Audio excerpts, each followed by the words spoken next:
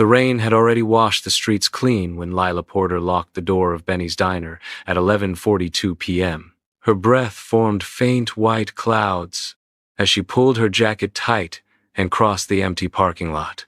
The neon sign behind her flickered, making the word "Open" blink once before dying completely. It felt like the town itself was holding its breath. Lila wasn't supposed to walk home alone. Her friend Maddie usually gave her a ride, but Maddie had called in sick, so Lila texted her mom, heading home, "Love you." Then she put on her earbuds, turned up the music, and started down Millstone Road, a narrow stretch that cut through the woods before the houses began. At 12:06 a.m., a passing truck driver spotted a silver Honda Civic idling at the roadside with its driver's door open. Headlights on, engine running, no one inside. By morning, the town of Willow Creek was awake and whispering. Detective Erin Cole arrived just after dawn. She'd been with the county department for 9 years, known for her calm and persistence. But when she saw the car, something in her chest tightened. Lila's phone was still on the seat, screen cracked but glowing faintly with a missed call. Her bag was on the passenger side, zipper half open, wallet untouched. "Looks staged," murmured Sheriff Marcus Reed, rubbing the back of his neck. "Or panicked," Erin replied. She crouched, tracing her gloved hand along the gravel shoulder. Footprints, 2 sets, one heavier, male, maybe. A camera flash went off as the forensic tech documented tire marks leading back toward town, thin, fresh, and looping like someone had turned around. "Who called it in?" Erin asked. "Truck driver named Ray Donovan. Passing through. Says he saw no one." Erin's eyes followed the dark pines swaying in the wind. The woods felt alive, listening. "Let's canvass the area. Every house within a mile." At 8 a.m., Lila's mother, Karen Porter, arrived, her face pale, eyes swollen. She wouldn't run away, she insisted. She just wouldn't. Erin nodded gently, promising updates. Inside the diner, security cameras had been installed last month, but the system was offline. The manager swore he'd asked a local tech guy to fix it, but he never came back. Erin made a note. Find the technician. Then, something strange. A small sticker near the door handle of the diner, barely visible under the fluorescent light. A black circle with a white eye, inside it a logo Erin didn't recognize. She peeled it off and slipped it into an evidence bag.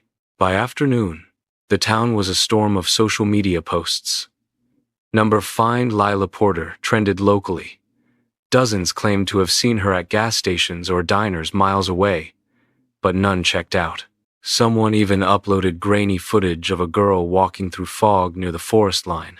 It went viral before police could confirm if it was real. That evening, Erin stood outside Lila's house, watching the sunset turn the sky blood orange. She'd seen many disappearances before, but this one felt different. Too clean, too deliberate. Whoever took Lila wanted to be seen, but not caught. She turned when her phone buzzed, a message from an unknown number. "You're looking in the wrong place, detective." Her heart pounded. The text vanished a second later, replaced by static lines, like interference. She froze, realizing the sound wasn't from her phone, it was from the streetlight above, flickering erratically. In the faint pulse of light, something shimmered on the pole, another black and white eye sticker, identical to the one from the diner.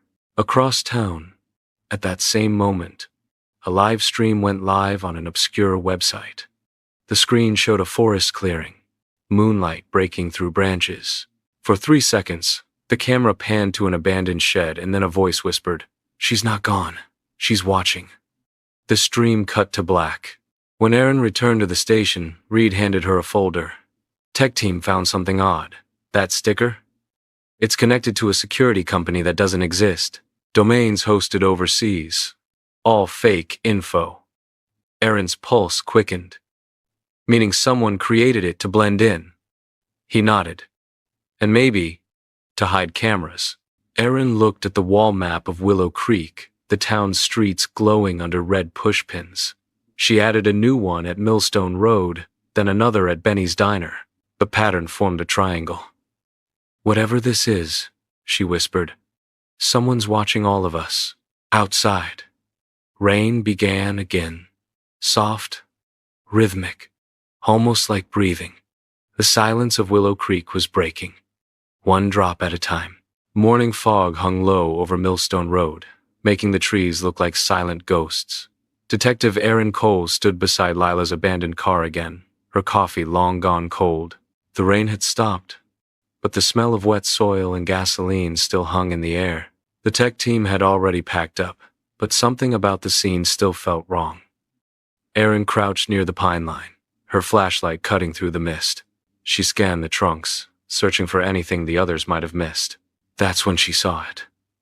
A faint metallic glint, halfway up a tree. She climbed closer, boots sinking into soft mud, and brushed away a patch of moss. Hidden behind it, screwed into the bark, was a tiny black lens barely the size of a coin. A camera. Her stomach tightened. "Reed!" she called out. The sheriff jogged over, frowning. "What did you find?" Erin pointed upward. "There. Someone's been watching this road, probably recording that night." Reed whistled softly. "You think it caught her abduction?" "Maybe," Erin said quietly. "Or maybe it was the reason she was taken." They called the forensic team back. Within minutes, techs carefully removed the device, revealing a small transmitter glued behind it. It wasn't a normal security cam, it was custom built. No brand, no serial number, no ID. "Homemade?" Reed asked. "Modified," one tech replied. "Someone knew what they were doing. It's got wireless feed capability. We'll see where it was sending the signal." By noon, the town felt heavier. Local reporters swarmed outside the police station. One camera crew shoved a mic toward Erin as she entered. "Detective Cole, is it true Lila Porter's case is connected to hidden surveillance devices?" Erin ignored them, but the question burned in her head. If these cameras were spread all over Willow Creek, then anyone could be a target. Inside the station, her desk was buried in files. Missing persons reports, witness statements, digital forensics. She rubbed her eyes, replaying every detail of Lila's night. Then she remembered the sticker, the white eye. Pulling it from her folder, she turned it under the light. The design was clean, almost professional, but the texture was strange, like a QR code embedded in the ink. She scanned it with her phone. The screen stayed blank for a few seconds. Then, it flashed once. "I see you." Her phone froze for 3 seconds before shutting off completely. Erin's pulse jumped. She turned to the tech desk. "I need a full trace on this code now." The specialist typed furiously. "Whoever's behind it, they're masking the signal through private servers overseas. But hold on, it bounced back once. Locally." "Where?" Erin demanded. He zoomed in. "Old Harrison Lumberyard, edge of town, closed for years." Erin grabbed her jacket. "We're going there." The lumberyard sat behind a rusted fence covered in ivy. A faded sign read Millstone Timber Co. The building itself leaned like a dying animal. Broken windows, warped doors, and silence thick enough to choke on. Reed cut the lock and pushed the gate open. "After you," he said grimly. Inside, dust floated in the beams of their flashlights. Old machines stood like metal skeletons. Somewhere deeper inside, a faint humming sound echoed a low electronic pulse. They followed it to a small back room. Rows of screens lined the wall, all dark except one. On it, a live feed showed Millstone Road. Lila's car still there, surrounded by police lights. Someone was watching the investigation in real time. Reed swore under his breath. They're one step ahead. Erin scanned the desk. There was a laptop connected to the screens, its camera light blinking faintly. She unplugged it and called the tech unit, but before they could pack it up, the laptop screen flickered to life.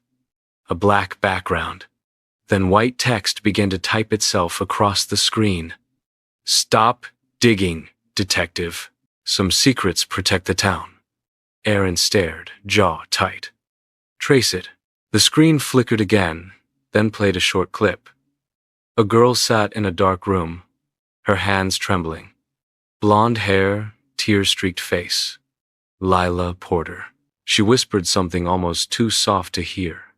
It wasn't him. It was all of them. The screen went black. Reed's voice broke the silence. "Jesus Christ, she's alive." Erin nodded slowly, though her stomach churned. Or someone wants us to think so. Back at the station, she watched the clip again and again. There was a reflection in the video, something metallic behind Lila. A shape, a logo, the same white eye symbol. Erin leaned closer. Freeze frame. Enhance. The tech enlarged the corner of the image. Behind Lila was a wall of monitors, each showing different places around town. A grocery store, a school hallway, even the diner kitchen. Dozens of feeds. "Whoever's doing this," Erin whispered. "They're watching everyone." That night, Erin drove home in silence. She lived just outside town, in a small rented house with her teenage son, Ryan. The lights were off when she arrived, but she could see his phone glowing through the window. When she entered, Ryan looked up from the couch. "Hey, Mom, you're trending again." Erin frowned. "What do you mean?" He turned the screen toward her. On it was a blurry photo of Erin standing beside Lila's car earlier that day. The caption read, "Even the detective is being watched." Her hands went cold. "Where did this come from?" Ryan shrugged. "It was on a local forum. Everyone's sharing it." Outside, a car passed slowly by the window. The headlights swept across the living room and disappeared. For the first time in years, Erin felt something she hadn't during any case: fear. Someone wasn't just recording the town. They were recording her. Detective Erin Cole barely slept. The image of Lila Porter's trembling face replayed in her mind like a haunting echo. That whispered line, "It wasn't him, it was all of them," refused to leave her thoughts. By sunrise, she was back at the station. Her coffee sat untouched as she stared at the laptop recovered from the old lumber yard. The forensics team had stayed up all night trying to unlock it. Finally, the young tech, Evan, looked up from his desk. "It's cracked," he said. "You might want to see this." The screen filled with thumbnails, dozens of hidden camera feeds from around Willow Creek. Streets, homes, even classrooms. Some recordings went back months. "Who would need this much surveillance?" Erin muttered. Evan scrolled to one marked live. It showed a dim basement. A single light bulb swung from the ceiling. Then, movement. A figure passing through the frame. Erin froze. "Pause that." The figure turned toward the camera for half a second. Male. Late 30 seconds. Dark jacket, clean cut, expressionless. Evan magnified the image. "Facial match will take time." "But," he stopped. "Wait. This feed is broadcasting right now." Erin's pulse raced. "Where from?" Evan traced the coordinates. "West side of town, near the old Harrison Motel." Minutes later, Erin and Sheriff Reed pulled up outside the abandoned motel. The no vacancy sign hung crooked, half the letters missing. The building had been closed for years after a fire destroyed half its rooms. They entered cautiously. Dust and ash covered everything. In the back office, a single red light blinked under a desk, another transmitter. Evan's voice crackled through the radio. "You're right on it. Feed's cutting off now. Whoever was watching knows you're there." Reed cursed. "They're monitoring us in real time."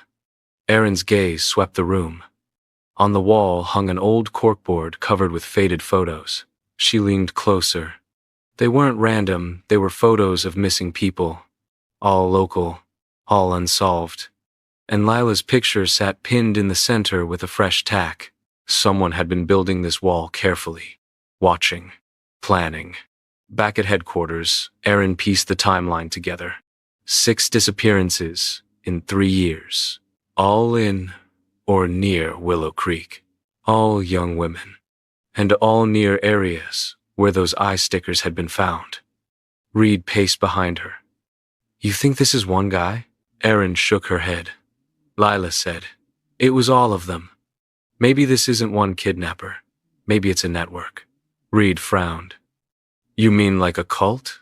Or a surveillance ring?" Erin said quietly. The idea made her stomach twist. She turned back to the board, connecting dots with Red String, the diner, Millstone Road, the lumber yard, the motel. They formed a circle, and at the center sat Town Hall. That evening, Erin visited Lila's mother again. Karen Porter sat on the couch, clutching her daughter's sweater, eyes hollow. "She used to complain someone was following her," Karen whispered. "I thought it was stress."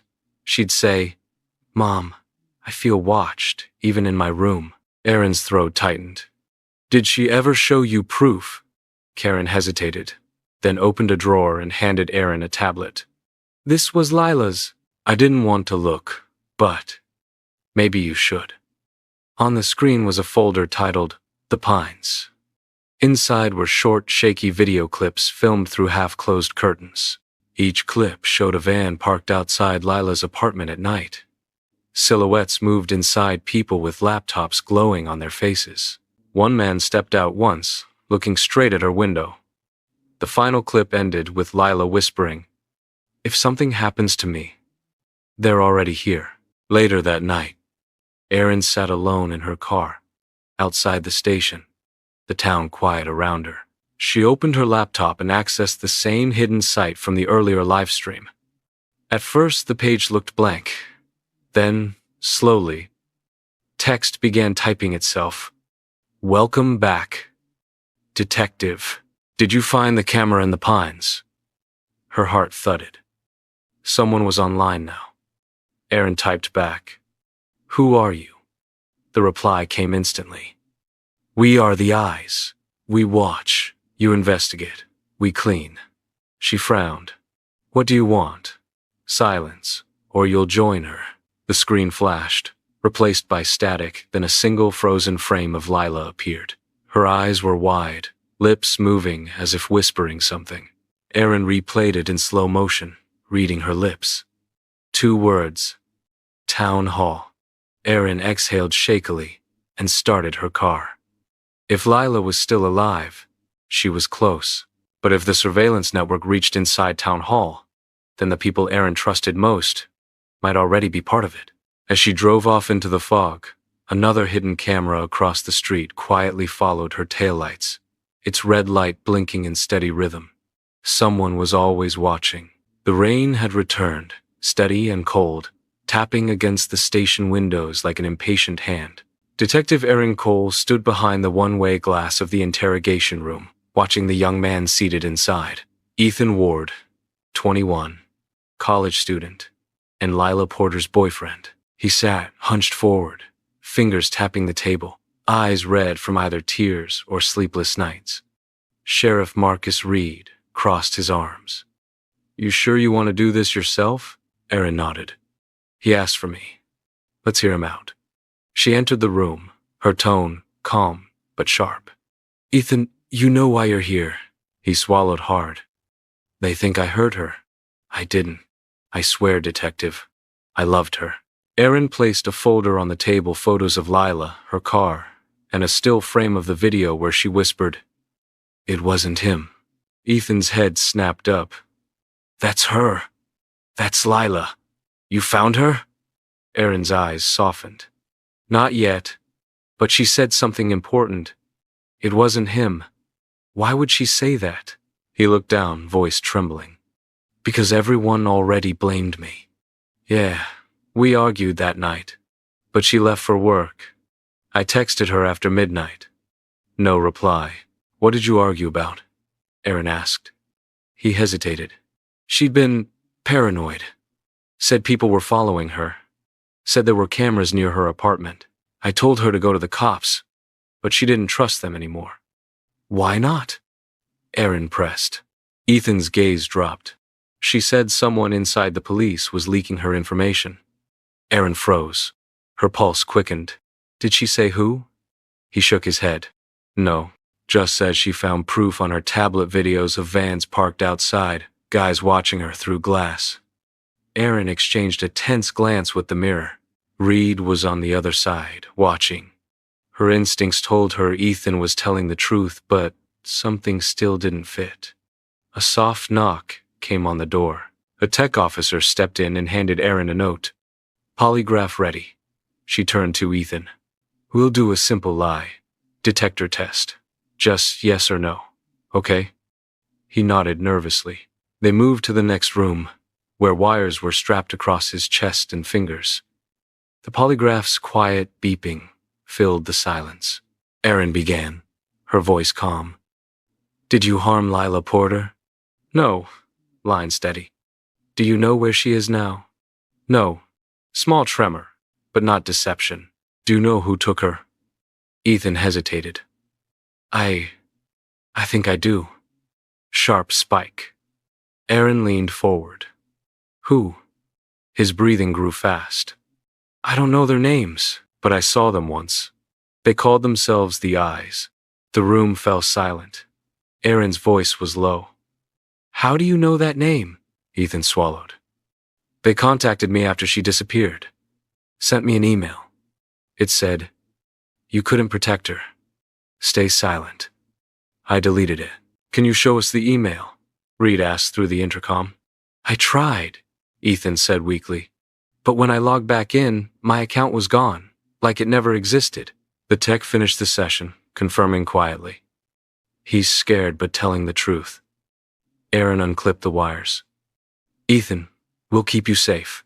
Just stay put, okay? He gave a shaky nod. Detective, they're watching you too. I saw your picture online, on that forum. Erin frowned. What forum? It's called The Watcher's Den. It's not on normal browsers. They post videos from people's homes, stores, even schools, like trophies. Erin's jaw tightened. And how do you know it's local? Some usernames, Ethan whispered, look like cops. Reed cursed under his breath. We'll need a cyber warrant. Hours later, Erin sat in her dark office, scrolling through reports. The fluorescent lights hummed softly overhead. Every shadow felt heavier now. She logged into the Watcher's Den. The site was plain gray rows of video titles. High school gym. Diner storage. Town hall basement. Her eyes froze on that last one. Town hall basement. She clicked. The feed loaded a dim room, boxes stacked high. A single chair in the center. And in that chair sat a girl.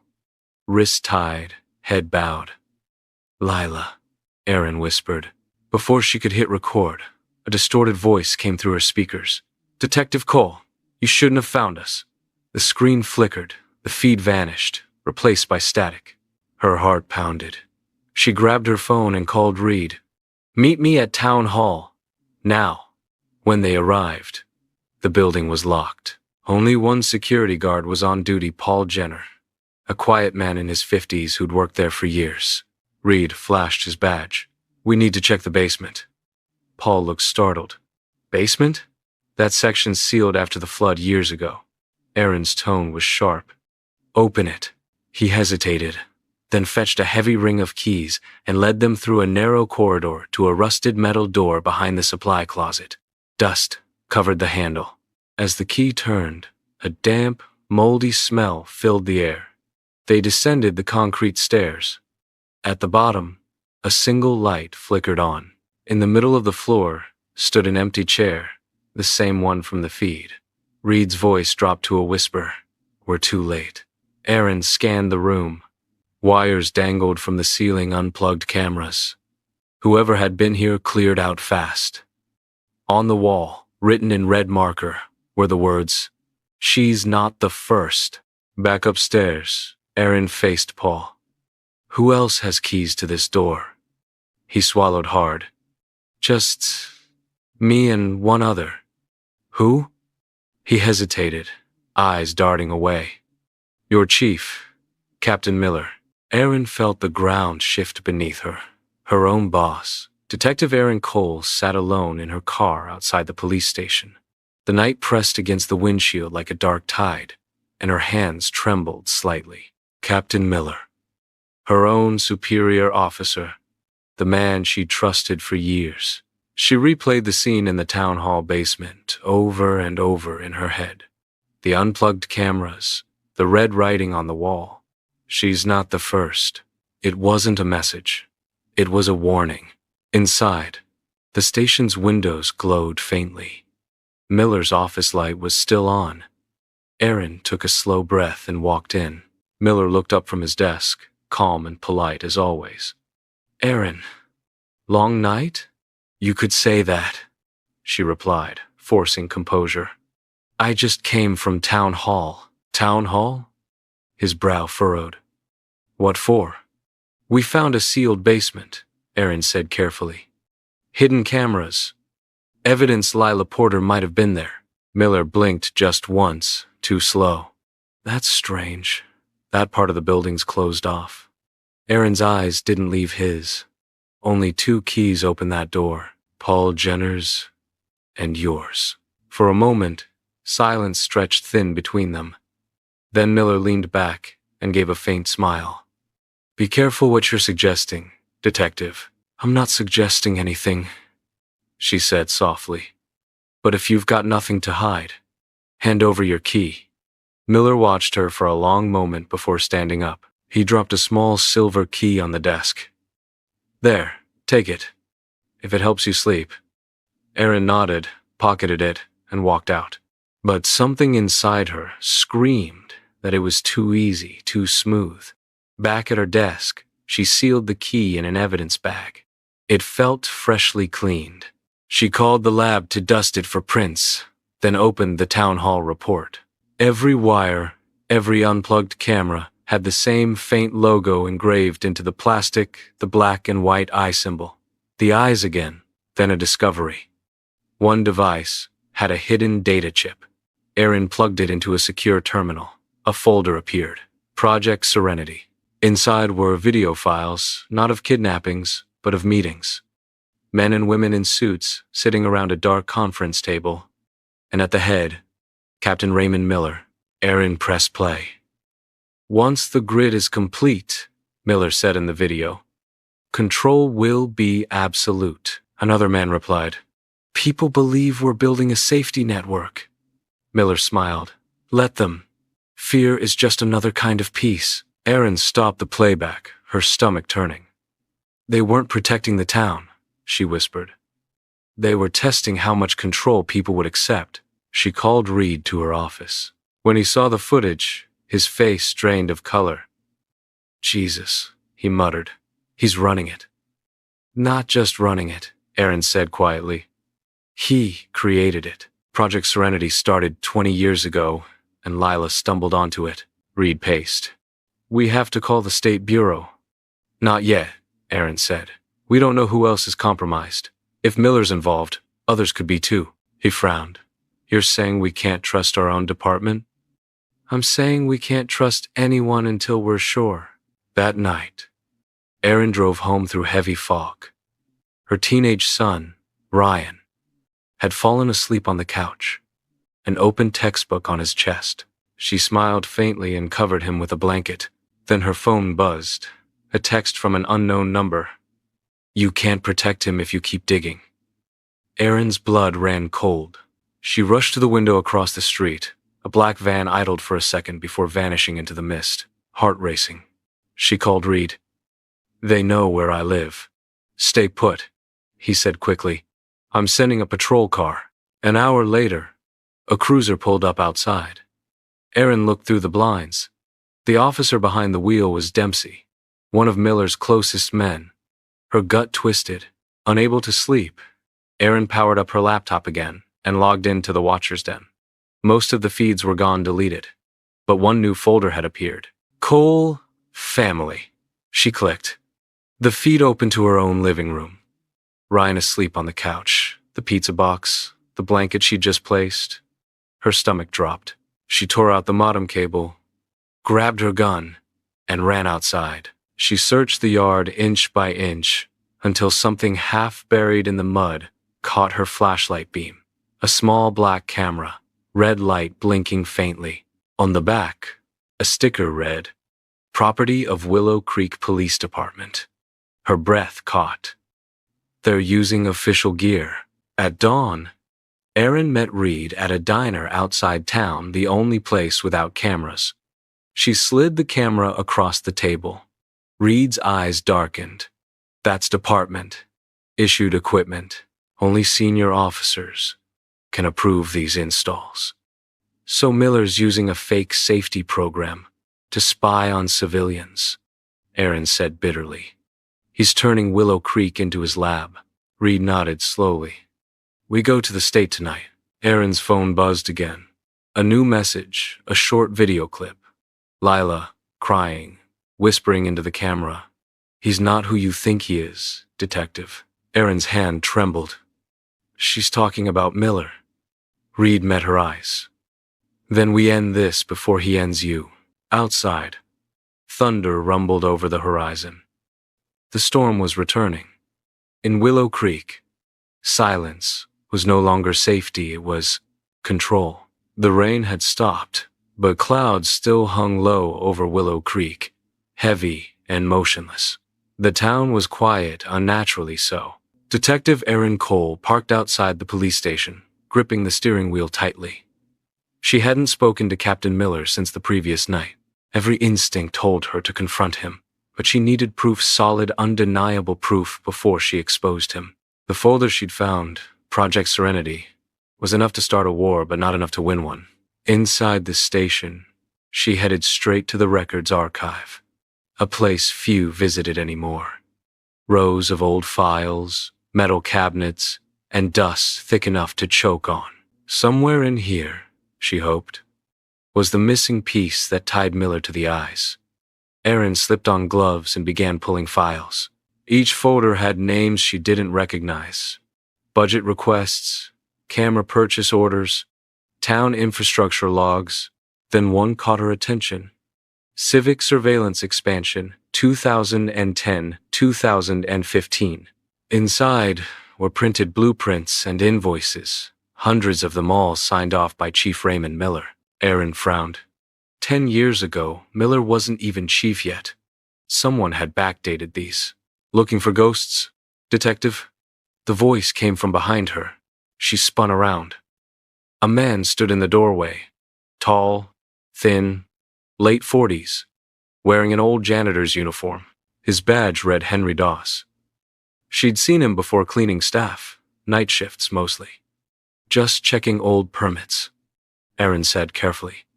You work nights here, right? Henry smiled faintly. 30 years. Seen more secrets than most cops ever will. Erin's pulse quickened. You ever see anything strange down here? He laughed quietly. This whole building is strange, Detective. You know that. But the real secrets, they're not in the files. They're in the basement. The basement's sealed, Erin said. Not the old basement, Henry replied. His eyes shifted toward the floor. You didn't know there's another one? Erin stepped closer. Show me. He led her through the maze of filing cabinets to a rusted door half hidden behind a collapsed shelf. Henry produced a small key from his pocket. They called it the archive below, used for special storage. Miller had it sealed years ago. He unlocked the door. Cold air spilled out, carrying a faint, metallic odor. They descended into darkness, Erin's flashlight bouncing off concrete walls covered in peeling paint. The narrow corridor opened into a vast chamber, lined with dozens of metal filing cabinets, each tagged with a number and a date. What is this? She whispered. Henry's voice echoed. Records of the town. Every incident that shouldn't exist. Erin opened the nearest cabinet. Inside were DVDs, photos, and reports, all marked Property of Project Serenity. Each file listed names of missing persons going back 20 years. Her breath caught. They've been doing this for decades, Henry nodded. They called it a test, watching how fear spreads when you pull a person out of a small town. See how long before silence breaks. Erin turned sharply. You knew? I cleaned up after them, he said quietly. Never took part. But I couldn't stop it either.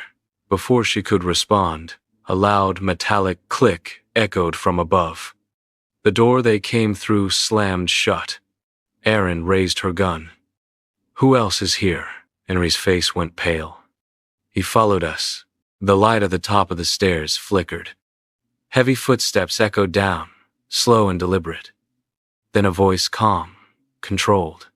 Erin, you shouldn't be here. Captain Miller. He descended the stairs, his gun drawn. You found the archive. That's unfortunate. Erin aimed back. You killed them. All those missing people. Your own project. Miller's expression didn't change. You don't understand. Project Serenity was meant to protect this town, to predict crimes before they happen. By kidnapping innocent girls? They were volunteers once, Miller said coldly. Until one Lila Porter started leaking footage. She forced my hand. Erin's voice hardened. Where is she? Miller smiled faintly. Closer than you think. Before he could move, Henry stepped forward, trembling. You lied to me, Ray. You said it was over. Miller raised his weapon. It ends now. 2 gunshots echoed through the chamber. Henry fell instantly. Erin ducked behind a cabinet, firing back. Bullets tore through metal. Sparks flew. Miller shouted. You can't stop what's already in motion, Erin. The eyes see everything. She reloaded, heart pounding, and fired again. Miller stumbled back, clutching his shoulder. Erin rushed up the stairs, slamming the steel door behind her. She locked it, breathing hard. The sirens from the station blared above someone had triggered an alarm. Erin burst into the main hall just as Reed ran in. What happened? Miller's in the archive, she gasped. He's the one behind it all. Project Serenity. Reed drew his weapon. We'll seal the exits. But when they returned to the archive door, it hung open and the room beyond was empty. Miller and Henry were gone. Only a trail of blood led toward the storm drain at the far wall. Erin stared into the darkness. He's still out there. Reed placed a hand on her shoulder. We'll find him. She nodded faintly, though deep down she knew Miller didn't run. He planned, and somewhere in that plan, Lila Porter was still alive. The storm had passed, but Willow Creek still looked bruised. Mud streaked the streets, power lines drooped, and every puddle reflected the dull red glow of police lights. Detective Erin Cole stood beside her car at Millstone Road, the place where everything had started, where Lila Porter's empty Honda had first been found. Now, the same stretch of road was about to become a trap. Sheriff Reed checked his watch. Units in position. You sure about this? Erin nodded. Miller's desperate. He'll come to finish what he started. We just have to give him the chance. They had leaked false information through the Watcher's Den, a message saying that new evidence from the archive would be released tonight. If Miller was still monitoring the site, he'd take the bait. Rain drizzled softly as the clock hit 10 p.m. The woods whispered in the wind. Officers hid behind cruisers and in ditches. Radios silent. Erin crouched near the tree line, eyes fixed on the road. Then headlights appeared in the distance, one vehicle, moving slow. Reed murmured, unmarked SUV. Could be him. The SUV rolled to a stop near the old diner sign. The driver's door opened. A figure stepped out tall, wearing a dark coat. Through her binoculars, Erin saw the familiar shape of Captain Miller. Old, she whispered into her radio. Miller moved toward the woods, holding something metallic, a small black device. He crouched, pressing it into the dirt. Evan's voice crackled quietly over the comms. Detective, that's a transmitter. He's trying to wipe the signal trail. Not tonight, Erin muttered. Move in. The first officers approached silently, but Miller sensed it. He bolted for his SUV, pulling a gun. Gunfire cracked through the night brief. controlled. Reed shouted, "Drop it, Miller!" Instead, Miller fired twice into the trees. Erin ducked behind her car, glass shattering over her shoulder. She rose, aimed, and shot once. The bullet tore through his leg. Miller fell hard, clutching his thigh, weapon sliding away. Officers surrounded him instantly. Erin approached slowly, rain dripping from her hair. "It's over, Captain." Miller laughed a dry, broken sound. "Over? You really think you stopped it?" She stared down at him. "You built a system to spy on innocent people. You kidnapped Lila. You murdered Henry Dawes. Why?" His breathing was ragged. "Because control is the only way to keep peace. Chaos destroys towns like this. I gave Willow Creek order." "Order?" Erin's voice shook. "You destroyed lives." Miller's eyes glinted. "You think I was alone?" He reached into his jacket pocket. Erin's gun lifted instantly. "Don't." But he only pulled out a small phone and pressed one button. Somewhere deep in the woods, a faint beep echoed, then an explosion. The blast tore through the trees, throwing debris and fire into the air. Officers hit the ground. Erin coughed through smoke. "What did you do?" Miller smiled weakly. "Erased it all. Every record. Every file. Serenity cleans itself." Then his head fell back, and he was still. Hours later, the flames were finally out. Fire crews combed through the wreckage. The underground cables connected to Project Serenity were gone, burned beyond recovery. Reed approached Erin, covered in ash. "The archive's gone. Everything he built is destroyed." Erin shook her head. "Not everything. We still have the chip from Town Hall, the footage, and the email trails." He gave a weary nod. "You think the state'll believe it?" "They'll have to," she said quietly. "Too many eyes were watching tonight." She turned toward the horizon. The rain had stopped again, but smoke still rose from the trees like ghosts refusing to leave. For the first time in weeks, Willow Creek felt almost calm, like the town had exhaled after holding its breath too long. But deep down, Erin knew something the others didn't. Miller's final words, "You think I was alone?" echoed inside her mind. Because in the chaos, when they searched his SUV, they had found one last item on the passenger seat, a sealed envelope.